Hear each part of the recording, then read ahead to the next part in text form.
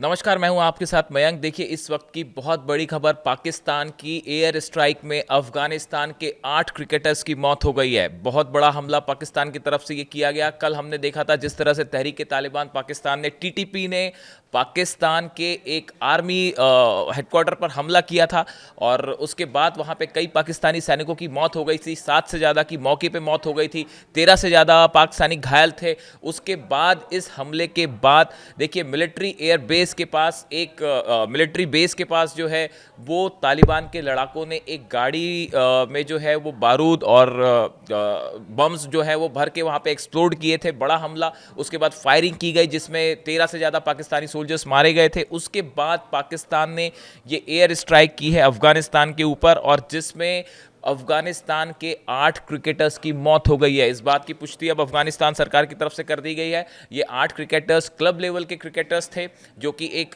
गाड़ी से मैच के बाद जा रहे थे, उस पर ये हमला हुआ है।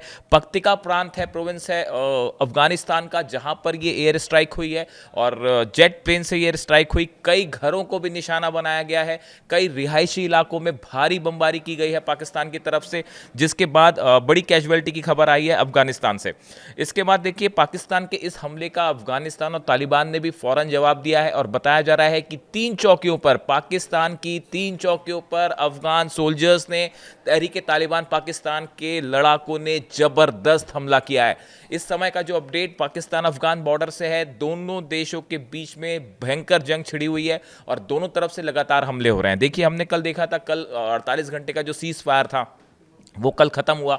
कतर इसमें मीडिएशन कर रहा था, सऊदी अरब और कतर दोनों का इसमें रोल था और बताया जा रहा था कि कोशिश हो रही है कि सीज़ फायर को आगे बढ़ाने की। लेकिन सीज़ फायर ख़त्म होता उसके पहले ही, चंद घंटों पहले ही टीटीपी की तरफ से हमला हुआ और पाकिस्तान ने उसका जवाब देते हुए एयर स्ट्राइक करी है। देखिए, ये जिस तरह से ये हमले शुरू हुए और उसके बाद अब अफगानिस्तान के क्रिकेटर्स की मौत हुई है, उसको लेकर अब ज़बरदस्त गुस्सा देखा जा रहा है अफगानिस्तान में और अफगानिस्तान की क्रिकेट टीम ने किसी भी तरह का सीरीज़ पाकिस्तान के साथ खेलने से मना कर दिया है।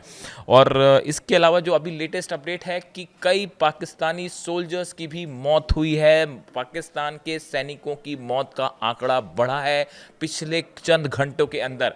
जिस तरह से पाकिस्तान ने एयर स्ट्राइक करी, उसके बदले में बताया जा रहा है कि अफगानिस्तान के लड़ाके थे वो भी तैयार थे और अफगान सोल्जर्स भी तैयार थे और जैसे ही पाकिस्तान की तरफ से स्ट्राइक हुई उसके फ़ौरन बाद अफगानिस्तान ने भी पाकिस्तान पर अटैक किया। 3 चौकियों पर वजीरिस्तान के इलाके में ज़बरदस्त हमला हुआ बताया जा रहा है और ये हमला जो है वो मोर्टार से किया गया, रॉकेट लॉन्चर्स से किया गया है और बड़ी संख्या में अफगान सैनिक और तालिबान के लड़ाके पाकिस्तान के अंदर घुसने के लिए भी तैयार हैं। इस तरह की खबरें आ रही हैं।